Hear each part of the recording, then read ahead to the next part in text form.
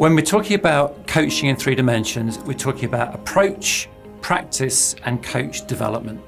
The basic premise is that these three aspects are interrelated. First, the approach we take is to a great extent determined by our development.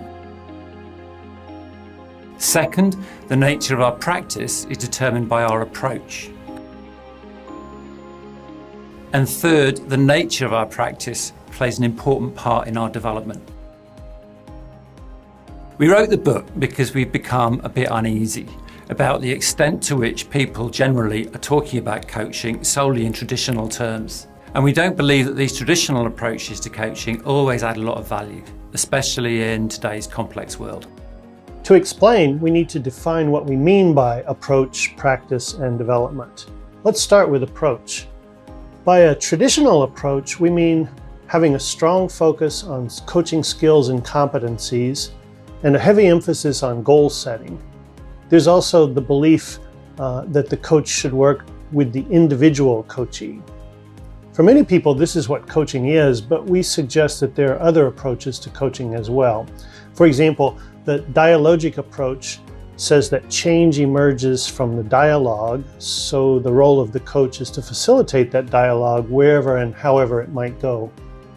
The systemic approach recognizes that there's a lot happening outside the coaching room that involves the coachee and has an impact on them and the way they impact the organization.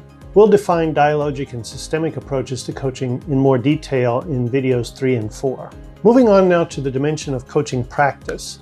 The traditional coach is more likely to enjoy working with individuals.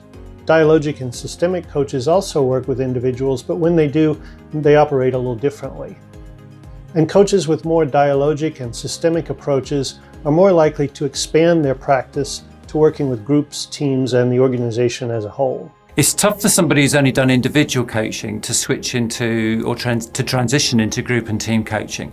And that's because to be a good group team coach, it's not just a matter of skills, it's also about actually thinking differently. So this brings us to coach development. Many coaches, most coaches, their focus is on honing their skills and competencies. And so what they're primarily concerned with is getting it right. So competencies by themselves don't make somebody a great coach. In a complex world, we need access to a kind of broad range of knowledge. And this knowledge plus the skills piece, that's what we're calling capability. And as well as competency and knowledge, we need to consider how we think, how we make meaning of the world, the perspective that we take on the world. We'll talk more about this in video 5. So lots of theory, but in writing the book, we wanted to write something practical. So we've got lots of tangible ideas, practical ideas to help coaches really expand their practice and to evolve who they are as coaches.